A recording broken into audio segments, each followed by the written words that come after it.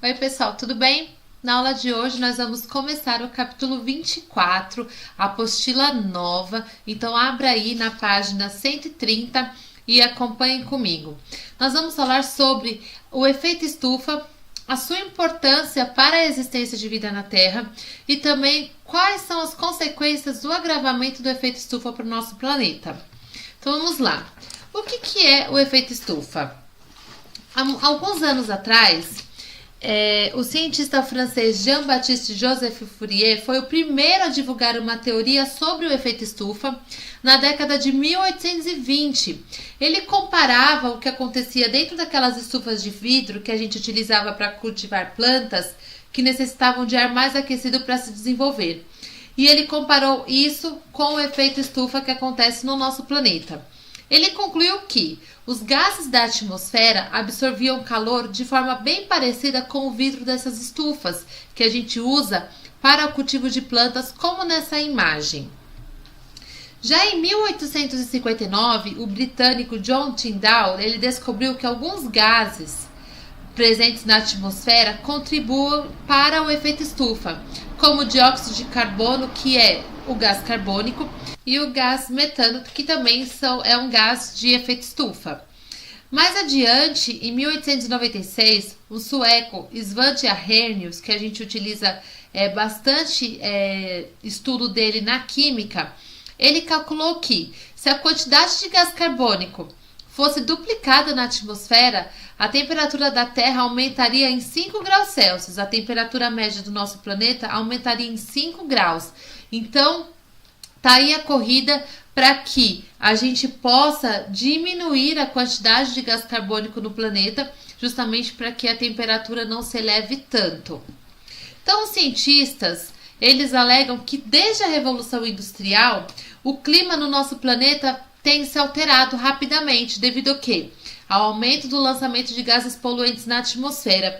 Já que no período da Revolução Industrial, que nós já estudamos, a gente teve a inserção da utilização de carvão mineral, né, da combustão de vários combustíveis fósseis, e toda essa combustão libera gases para a atmosfera. Esses gases são importantes gases de efeito estufa. A gente vê que sim, o clima do planeta está alterando de forma que a gente tenha aí modificações bem importantes para a vida também, para a dinâmica da vida no nosso planeta. O efeito estufa, ele é um fenômeno natural, que ele é produzido pelos gases que deixam a temperatura no nosso planeta adequada para a existência e da manutenção da vida. Parte da energia solar que chega aqui na atmosfera, ela é refletida e volta para o espaço por meio da camada de ozônio, que nos protege. E tem aquela parte que penetra e aquece a superfície do nosso planeta. Parte desse calor é irradiado da superfície e é retido pelos gases. Ao invés de ir embora para o espaço, ele fica retido aqui por conta dos gases de efeito estufa na atmosfera.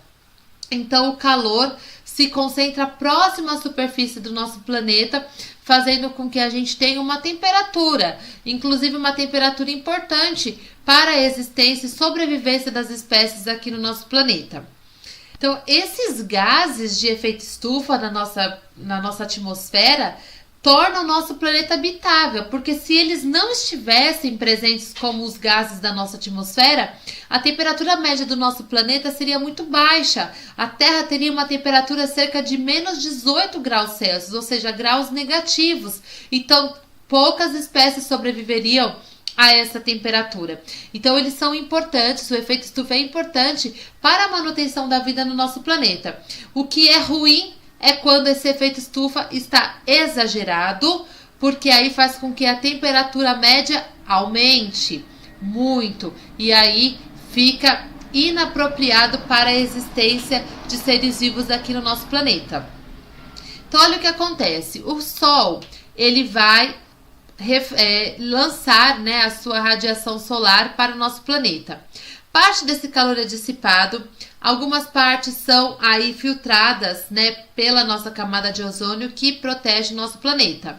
E aqui esses gases de efeito estufa estão na atmosfera, na superfície do nosso planeta também, e eles ficam retidos aqui, esse calor fica retido por ação desses gases de efeito estufa, gás carbônico, metano e outros gases, deixando assim com que a temperatura do nosso planeta fique ideal para a vida. O balanço entre essa energia solar que chega à Terra e a energia refletida faz que o clima das regiões do nosso planeta se mantenha equilibrado. Então, várias regiões do nosso planeta têm um clima próprio, como a gente já estudou sobre os climas e os biomas, e aí se tem esse equilíbrio. Esse equilíbrio ele pode ser modificado quando a gente tem o quê? Uma mudança na concentração desses gases de efeito estufa. E aí a gente tem problemas que vão desequilibrar todos esses os climas, os ecossistemas existentes no nosso planeta. Quais são os gases que causam o efeito estufa? Primeiro a gente vai falar quais são as atividades que mais produzem gases de efeito estufa, que a gente pode chamar de GEE. A agricultura. Durante o preparo da terra para se plantar, se utiliza fertilizantes. E o fertilizante contém nitrogênio e aí libera-se óxido nitroso, um importante gás de efeito estufa. Na pecuária, quando se tem a fermentação das gramíneas dentro da digestão dos gados, dos bovinos, a gente tem a eliminação do gás metano, que é um gás de efeito estufa.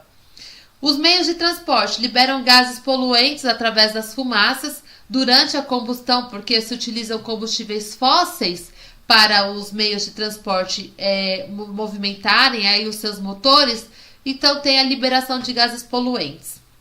Os lixões e aterros sanitários liberam gás carbônico e metano, justamente por conta da decomposição do lixo orgânico, e também pela queima de resíduos aí também se libera gases poluentes através da fumaça. Desmatamento. Quando as florestas elas são derrubadas, vai ter menor absorção de gás carbônico na atmosfera. E esse gás carbônico, os vegetais eles usam na fotossíntese. Porém, se a gente desmata, esse gás fica aqui na atmosfera retendo calor. É um gás de efeito estufa. Quando a gente queima, tem a produção de gás carbônico, aumentando a concentração desse gás de efeito estufa na atmosfera. E as indústrias, quando descartam resíduos, vão gerar diversos tipos de substâncias poluentes e gases de efeito estufa, dependendo do tipo de indústria, do tipo de fábrica e do tipo de produção. Então a gente tem várias atividades que produzem gases de efeito estufa. E os principais gases, então, são o dióxido de carbono, que a gente chama de gás carbônico, o gás metano, o óxido nitroso, os clorofluorcarbonos, que são os CFCs, que também, além de ser um gás de efeito estufa, ele destrói a camada de ozônio. O gás ozônio também é um gás de efeito estufa. E o vapor de água também. A água, no formato de vapor, também é um gás de efeito estufa, que mexe com o clima do planeta. Olha só, o dióxido de carbono é um gás de efeito estufa em maior concentração, que é o gás carbônico. Ele é emitido pela queima de combustíveis fósseis, pelas queimadas de florestas, e a sua quantidade tem aumentado devido ao quê? Ao desmatamento, e desde a Revolução Industrial, calcula-se que a sua concentração se ampliou em 35% por conta das atividades humanas. O gás metano é 23 vezes mais gerador de aquecimento global do que o dióxido de carbono. Ele é gerado pela decomposição da matéria orgânica, geralmente nos lixões, nos pântanos, em aterros sanitários e lagos de usinas elétricas, e o avanço da pecuária, a criação de gado, o cultivo de arroz e o refino de petróleo também libera esse gás na atmosfera. O óxido nitroso, que é um gás de efeito estufa, ele tem o poder de reter calor 300 vezes mais do que o gás carbônico, e ele é emitido durante o tratamento de dejetos dos animais, com o uso de fertilizantes que tenham amônia, através da queima de combustíveis fósseis e da biomassa, no esgoto e por algumas atividades industriais. O gás ozônio, quando ele é formado na camada mais baixa da atmosfera, não lá na camada de ozônio, aqui na atmosfera, ele é gerado pela reação da luz solar sobre os óxidos de nitrogênio e outras substâncias que a gente chama de hidrocarbonetos. Então, a gente tem também a produção desse gás ozônio através das usinas termoelétricas, pela combustão dos combustíveis fósseis usados nos veículos automotivos, pelo uso de alguns solventes e também durante as queimadas. E ele aí vai se tornar um gás poluente, porque a gente não está falando do gás ozônio lá na camada de ozônio, a gente está falando aqui na camada mais baixa da atmosfera, aqui na superfície terrestre. O vapor de água, ele também tem a capacidade de absorver o calor e promover o aquecimento do ar. Esse processo, ele é contínuo e ele é natural, porque o calor, ele provoca mais evaporação de água, ou seja, mais vapor de água. E aí, isso vai ter o aumento da temperatura da atmosfera da superfície terrestre. Até os anos 70, os gases CFC, que eram os clorofluorcarbonos, eles eram usados em aerossóis dos perfumes, de desodorante, de tintas e inseticidas, em geladeiras, em aparelhos de ar-condicionado e na produção de algumas espumas. Eles têm o poder de aquecimento por molécula 8.100 vezes maior do que o gás carbônico. Ele já foi proibido a sua utilização, né? Agora é bem controlada a utilização dos CFCs, porque além de ser um importante gás de efeito estufa, ele também destrói a camada de ozônio. Com relação aos impactos ambientais e sociais causados pelo efeito estufa. O efeito estufa, ele é importante para o planeta porque mantém a temperatura ideal para a vida. Porém, a intensificação pode provocar muitas consequências negativas para a vida no planeta. Os danos são numerosos e alguns já estão acontecendo, como furacões e tempestades que vêm acontecendo por conta da mudança climática no nosso planeta, atrelada à intensificação do efeito estufa. O aumento do efeito estufa, ou seja, o aumento de gases poluentes, gases de efeito estufa, faz com que a gente tenha o aquecimento do nosso planeta, que eleva a temperatura média da atmosfera e dos oceanos, provocando várias alterações climáticas. Esse processo tem sido acelerado devido às atividades humanas, que lançam cada vez mais gases de efeito estufa no ambiente, que a gente já viu quais são as principais atividades que lançam esses gases de efeito estufa. Um dos principais efeitos que a gente observa já há muitas décadas nos polos do nosso planeta é o derretimento das calotas polares e das geleiras. Alguns pesquisadores que atuam nessa parte de mudanças do clima, eles fazem parte do principal órgão que divulga os dados sobre o aquecimento global, que a gente chama de Painel Internacional sobre Mudanças Climáticas. Esses pesquisadores, eles falam que se a população não adotar atitudes que diminuam a emissão de gases de efeito estufa, as temperaturas continuarão aumentando e os danos ambientais podem ser catastróficos e irreversíveis, muitas espécies em extinção por diversos fatores. Olha só o que vem acontecendo. Em muitas regiões do Brasil, as pessoas observam que certas espécies de planta estão florescendo durante o inverno, antes de ser a primavera. Então, algumas plantas estão abrindo suas flores, e a gente sabe que essa parte de abrir a sua flor, que é a floração, significa que é o período reprodutivo daquele vegetal. Porque aquela flor bonita, aberta, ela vai atrair os agentes polinizadores para que ela possa multiplicar a sua espécie. Se acontece uma mudança no período de floração, porque a planta está entendendo que agora o inverno está quente, então ela está na primavera, ela acaba modificando seu período reprodutivo e ela vai modificar até a disponibilidade de alimento para aqueles animais que se alimentavam dos seus frutos. Então a gente vê toda uma reação em cadeia sendo prejudicada, toda uma cadeia alimentar sendo prejudicada por conta das alterações climáticas, e a gente vê isso começando da base da cadeia alimentar. Muda o período reprodutivo desses vegetais, então eles não encontram insetos polinizadores, aves polinizadoras naquele período, porque se ela está florescendo no período de inverno, algumas aves migram nesse período. Então a gente vê uma catástrofe ambiental acontecendo e a gente vê que uma coisa vai puxar a outra. Porque se os pássaros não encontram esses vegetais para comer suas sementes, eles não polinizam o vegetal, não tem alimento também. Os animais que se alimentam desses pássaros, consequentemente, também não vão ter alimento, porque esses pássaros, com escassez de alimento, podem morrer. E a gente vê um ciclo muito ruim acontecendo no desequilíbrio ambiental.